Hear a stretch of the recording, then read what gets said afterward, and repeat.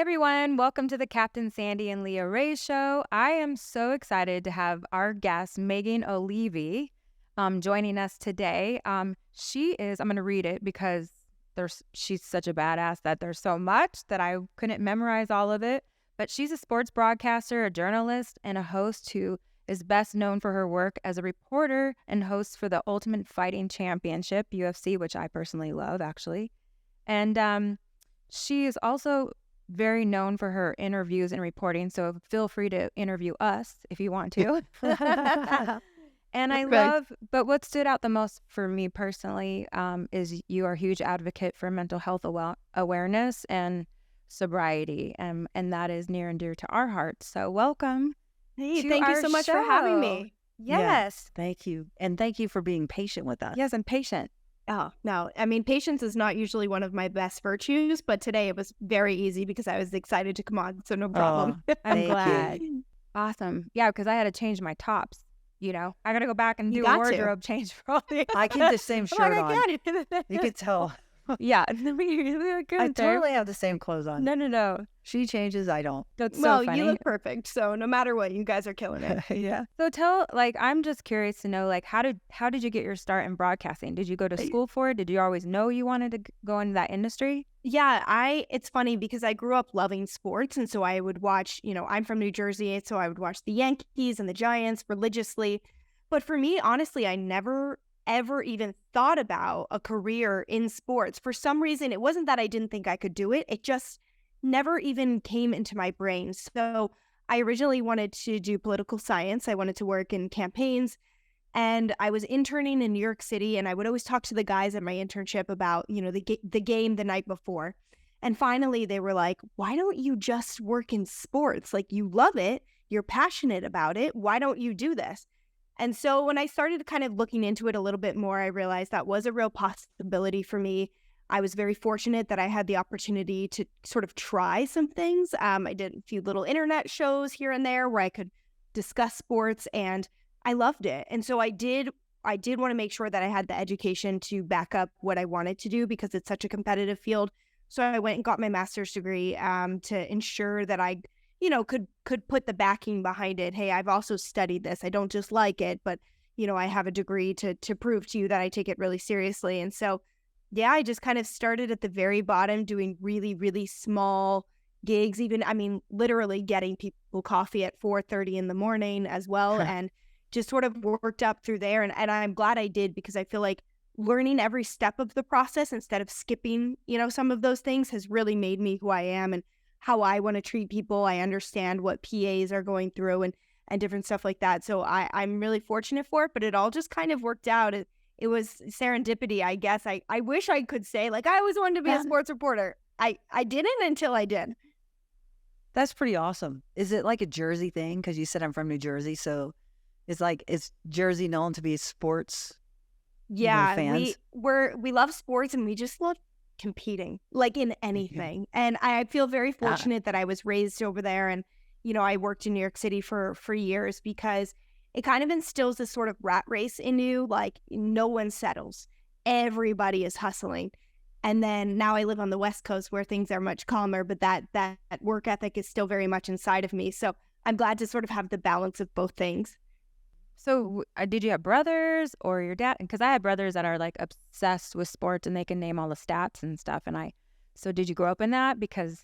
Yeah. So I have a brother who's 10 years older than me and a sister who's 12 years older than me. And so they were both athletes. My brother, he was a very, very talented wrestler, wrestled on Team Foxcatcher and Team USA. So, the fact that he was 10 years older than me, I grew up around that. And so it was just second nature. And I played sports my whole life. My neighbors, all of us, we were always, giving each other black eyes or skin in our knees, doing whatever. What did you play? What sports did you play? I was a gymnast and I played softball. So me too. I played softball. Yeah. It was the best. And right now I'm trying to get some of my friends from UFC to join a softball league this summer here in Vegas. Awesome. So we'll see if it happens.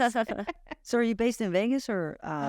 Yeah, I'm based in Vegas. I've lived here for about 12 years now. I moved from New York City. I got offered a job out here to cover the UFC. I didn't know anybody. It was making a little bit more money than New York, but your money goes much further here. So I decided to just take a risk. I said, I'll give myself a year. If it doesn't work out, I can always move back. It'll be fine. And yeah, that was 12 years ago. So never moved back.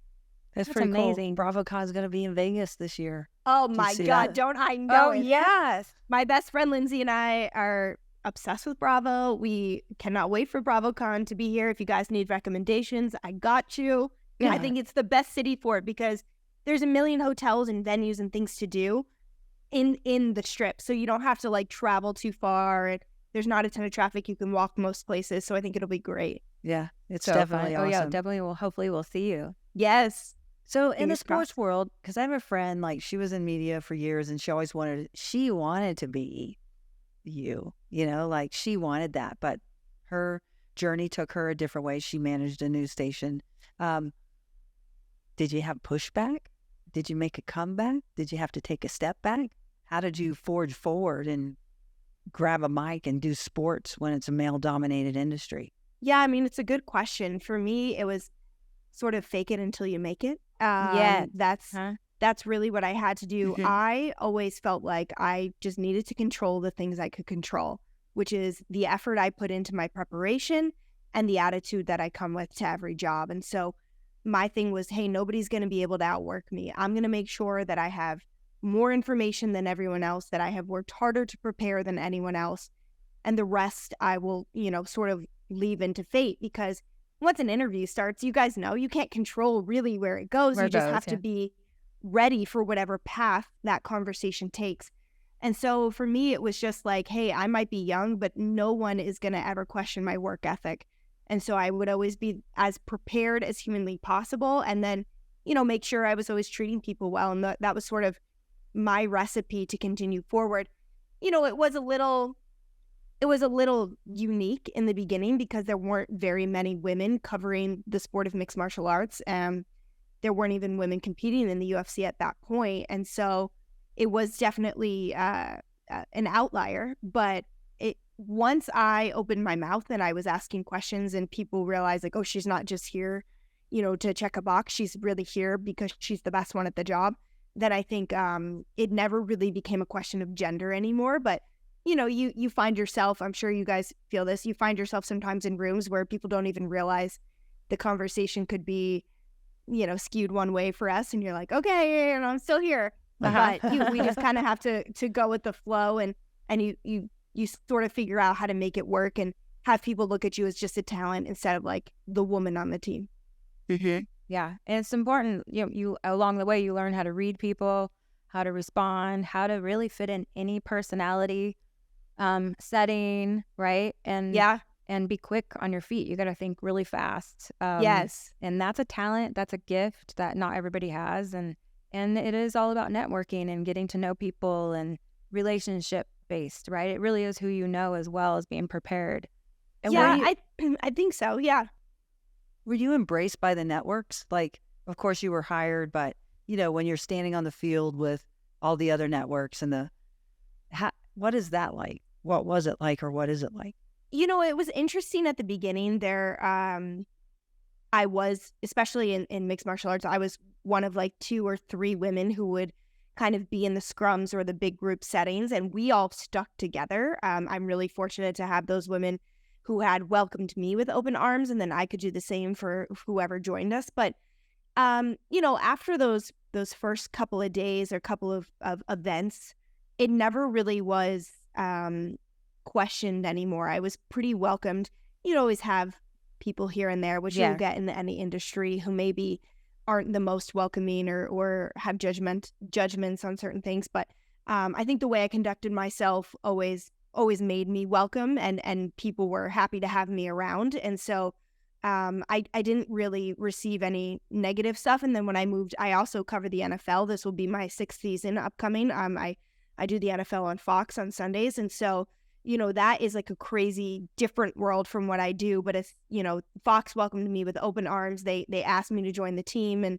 And when I did, and I started working the sidelines, now I have all these friends from different networks and different teams. And I'm so happy to see them whenever the teams that I'm covering face one another. And so it's always been a really positive thing. But I think that whoever whoever's on that path, you control a lot of that, how you treat people, how you come prepared, what sort of attitude you have, how helpful you are to those around you. And I think once people realize like, hey, you're essentially a good person, then usually 99% of everyone else is really receptive.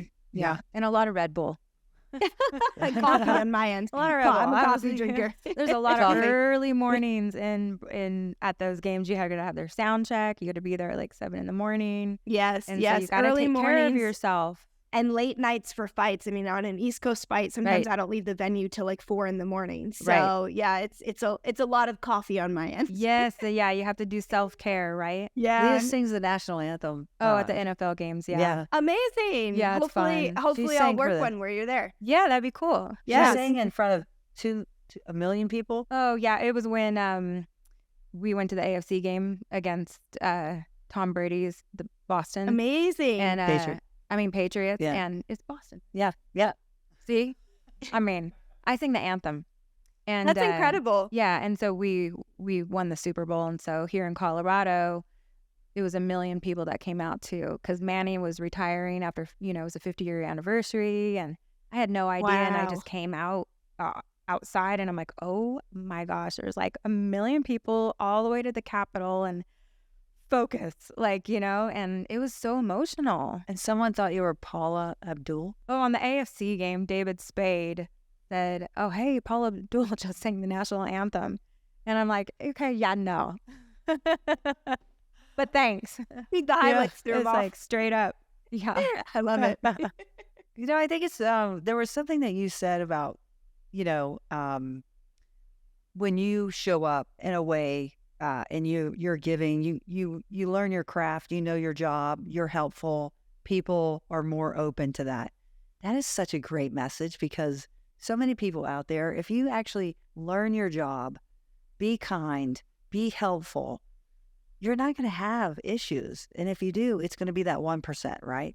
Exactly. And I think it can be a little scary, especially for women in a male-dominated field, as you could attest to. Sometimes you almost feel like you have to do those things on a bigger scale than maybe our male colleagues. But, because there's judgments or there's biases, whatever it may be, as soon as you step into a room, before you even have the chance to open your mouth or do something. But I think just being the person that you need is always come back to me tenfold. And I just feel like it's opened doors, and it's made other people feel comfortable and welcome. And at the end of the day, that's really all I'm working towards is to do the best job I can, and to help people who want to do the same thing as me feel welcomed and comfortable and able to do the job as well. Yeah. So did you always love UFC, or is this new to you? Did you have to learn it? That world? A little bit of both. I mean, because my brother's older than me and he was such a talented wrestler, I already understood a large amount about the sport. My grandfather and my great uncle were both boxers. And so combat sports was just something in my household that we didn't even think twice about. And so I understood a lot of it. There were nuances that certainly I had to learn. But it was pretty easy for me to just sort of seamlessly go into there. But again, I'm sort of a lifetime student, so I also really took it seriously. What are the things that I don't know, and how do I ensure that foundation is built with no cracks? And so that I really understood the basis of, our sport and our weight classes, our rules, and that kind of stuff. And then, this discipline, jiu-jitsu or karate or taekwondo, whatever it may be that I wasn't super familiar with, that I was educating myself as much as possible. And that education just continues every single day. Yeah. I love the lifetime student. That is such a great takeaway from this, is remain teachable, be a lifetime student. You don't need to know everything about everything all the time. It's impossible. And to have that way of thinking really just lets a lot of people off the hook. It's like, I don't know, but I can learn, and I'm just going to continue to learn. Yeah, and why not evolve and elevate your skill set? I mean, it's a detriment to think that like you're settled in there or you've plateaued.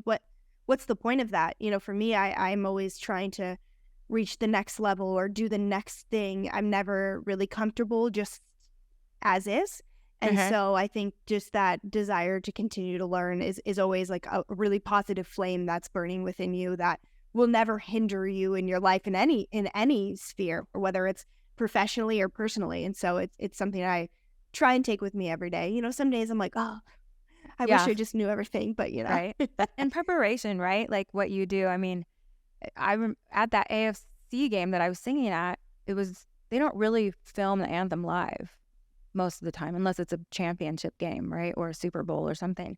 So my monitor goes out in the middle of me singing on live television.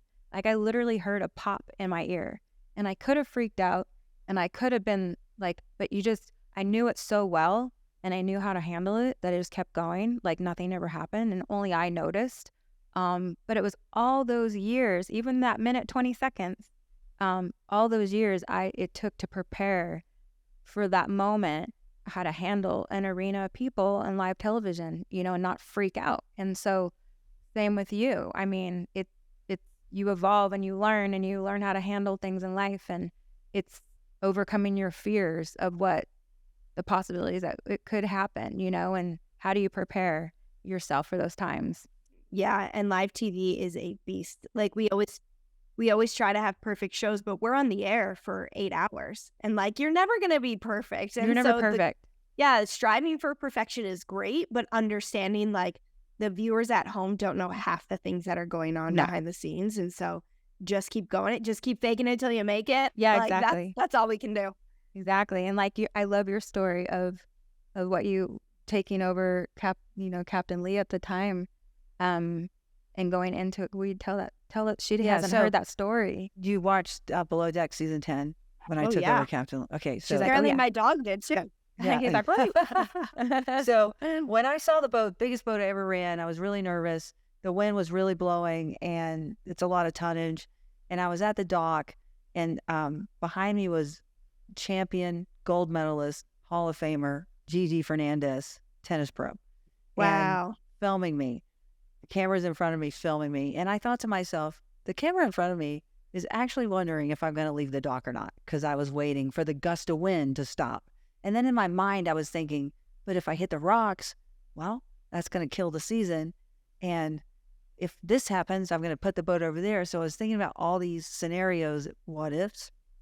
And then when I looked over my shoulder and I saw Gigi, and I thought, what she went through to win those gold medals, I got to take this boat off the dock. That's amazing. Yes. And so I did. And it's just walking through that. Yeah. Leah mentioned mental health, and you're close to recovery. And I'm just curious, like that journey. Yeah. So my husband has actually been sober for 17 years. I'm going on 18 this summer. Yeah. He just retired from the UFC. He was a professional mixed martial artist for 15 years. And, when I met him, I was never like a big drinker. I was just a casual drinker. But when I met him, I just cared about him so much. And I understood that journey is fragile, and the most important thing in his life. Like sobriety comes before anything else. And so I was just kind of like, why, if I care about him so much, am I not committed to this journey 100% as well? And so I decided, hey, I care about him and I don't want to, ever jeopardize any of that. So I just decided to not ever drink again. And that was probably like 12 years ago. And it's been great. I mean, we still have a great time, and he knows that I'm with him 100% every step of the way. I mean, even on our wedding day, people were in the bridal suite, drinking champagne, and he wasn't there. He would have no idea. But for me, it's like, no, this is a commitment I made to him, and he can't ever have alcohol again. And so why should I? Like, we're a partnership. We have the same goals in life. And for me, it was just important to maintain that sobriety with him. And I'm very fortunate. I didn't struggle with addiction in the same manner that he did, but I never wanted him to feel alone. My brother is sober as well for about the same amount of time as my husband. And, his journey was a little bit different. And I just wanted to be as supportive as I could. And for us, that was the right thing, being able to have your partner wake up on New Year's Day and go for a workout and not be hungover, or, not worry about, hey, they're drinking in this casual setting where I feel a little nervous. but they don't because they have some, some lubrication there. And so, it's just been the best thing for us, and for somebody who is a partner, a wife to somebody who struggled for a long time. It is absolutely, for me, unthinkable to be anywhere else in our sobriety journey. Like I the only way I can support him is being his partner and walking that same journey with him. And so that's what we've done, and I wouldn't change it for the world.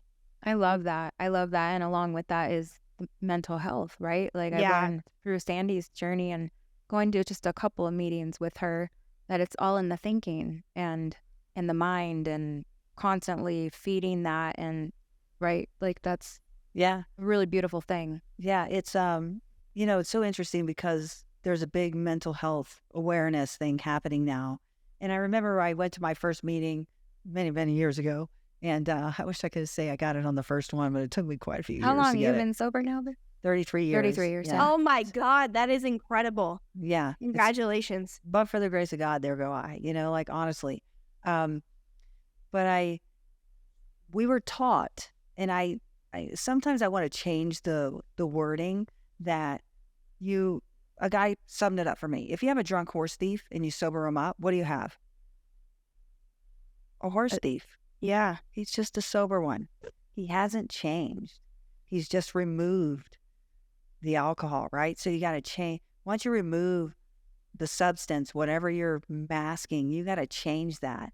And they would say we suffer from a mental illness masked by, right? So whatever we're trying to figure out in the mental illness, I always think about this. It's a mental, your brain's a muscle. Everything that you do, you exercise, it's a muscle. It's routine, it's rote. It's something that you practice. And if you want to change your body, you go to the gym, you work out. Same thing with sobriety. If you want to maintain that, and whatever recovery path you're on, you do the work, you practice, you make the changes, you start hanging around like-minded people who always want to evolve and change. You go to the meetings, you get your sponsor, you work the steps, and that's the illness is no longer an illness. It's like that changes because you're not ill anymore because you've found this medication that's through actions, right? And these 12 steps are really the magic of it. And I always say, we are blessed. We have the key to life. But the key to life, those last 3 steps are the maintenance ones. To maintain that, because every day is a different day, different challenges that's thrown at us. And you've lived in it with your family and your husband. And so how can you speak to that, of what you witness? And also, I'm sure you're a big part of changing that mental illness to a recovery to a maintenance. I think what I've noticed is that understanding how good life is now and what is at risk to be lost should that slippery slope come into play. And I think that that's been really huge for everyone that I know, and just a really positive motivation of like, all could be lost in a second, and knowing what blessings you have and what gifts and what an incredible life you may have. No matter what your life looks like, it's still better sober than it could ever be not sober. And so, when people sort of ask my husband like, oh, well, do you miss it? He's like, no, because, I was a lunatic, first of all, but like, there's nothing really to be gained. You might have like an easier social time sometimes, but that's about it. There's nothing great that comes out of Just going weight back gain. down that path. Yeah, exactly. And so, for Exactly. us, we just know how great our life is. And half the time people are like, are you guys drunk? Because we're just having so much fun. But it's like, no, this is seltzer water and we're just loving life. And, I think when you understand what could be lost, it's very easy to maintain, the straight and narrow path, because you don't want to lose those things that you've worked so hard for. And when you have people who are supportive of that as well, I think that's really key. You're not ever in it alone, and not letting a person on that journey feel alone either. My husband is, he fought professionally. He was at the top, literally the top of the UFC for years and years. And, when people would come up to him and say like, hey, I'm a month sober, or, you know, I'm a couple weeks sober, whatever it may be, he took the time to really talk to him about it, or to reply to messages on social media. And I always just thought that was so admirable, because he didn't have to, but it was important for him, you know, to remember how he felt in those early days, and to not let anyone else feel alone either. I love that. So, yeah, you know, it's so interesting because Leah has a 16-year-old daughter, and, you know, she's had to withstand the Temptations. because it happens. You know, like I was a good kid, and addiction runs in my family, and then it took one person to say, here, try this. And next thing you know, years and years of a mess. Yes. But yeah, it just alters your mind. Like it just alters who you are, and it blocks you from a beautiful life, you know. And I noticed, yeah, like with my daughter, if she, you know, partied with her friends, you know, Sandy kind of pointed out, you know, oh, her eyes are a little hazy. I'm like, oh, she's just tired, you know, and so now I recognize the signs, because I, you know, am not an addict, and I didn't, you know, I would go out and drink socially, but I didn't really recognize. And I mean, it's night and day, my child completely stopping, you know, where her personalities now come to life, and she's happy. And, you know, it's really sad how addiction can really paralyze and destroy lives and families and relationships. And I do like to have a good margarita once in a while, and I do like to have it's fine. champagne. She says it's fun. But at the same time, I love what you said. It made me actually kind of think today about that support. I know Sandy says, you know, she's fine. Like it doesn't bother her, she says. But it's more than that, right? It's saying, I'm your partner. I'm with you on this journey. And if this is so important to you, I want it to be important to me as well. So if I had to give that up, you know, I would definitely consider doing that, because I don't need to drink. But I think it's She drinks beautiful. very little. I hardly drink at all. Like one a month. I'm maybe, so sensitive. If even that. Anyway, but I love the support. But I love that that. you do that. Yeah. And Thanks. Works for I us. just want to thank you for coming on. Yeah, this has thank been you. incredible, and I can't wait to meet you in person in Yes. Vegas. BravoCon, here we come. I cannot wait. Listen, if you want to put in a good word, I'm just trying to host a panel. I'm whatever I can do. You'd be great. That'd be awesome. We could have like the sports housewives. You could be the referee. You know, Yeah, a referee be- of all those I'm ready. fights in the elevator. We could take I them to am ready. Okay, Melissa, do you really want to throw get that in there, drink? Rita. Put those gloves on. Exactly. Listen, oh. I can come prepared for whatever you Yeah. need, but you guys are great. Thank you for having me on. I really appreciate it. Yeah, you're Yeah. such an inspiration, and thank you so yeah, much. so we gotta exchange digits Yeah, so we can definitely. See you in Vegas. Yeah. I can't wait. That sounds Yeah. perfect. We'll Awesome. have Pat Thank you, thank coordinate. Okay. Thank you. Thanks, guys. Thank you, everyone, for joining the Captain Sandy and Leah Rae show. And if you haven't subscribed to our channel, we would so much appreciate your support. Just click the link above and subscribe and tune in. And we hope that you're blessed by our show. Thank you so much. Nothing's gonna hold me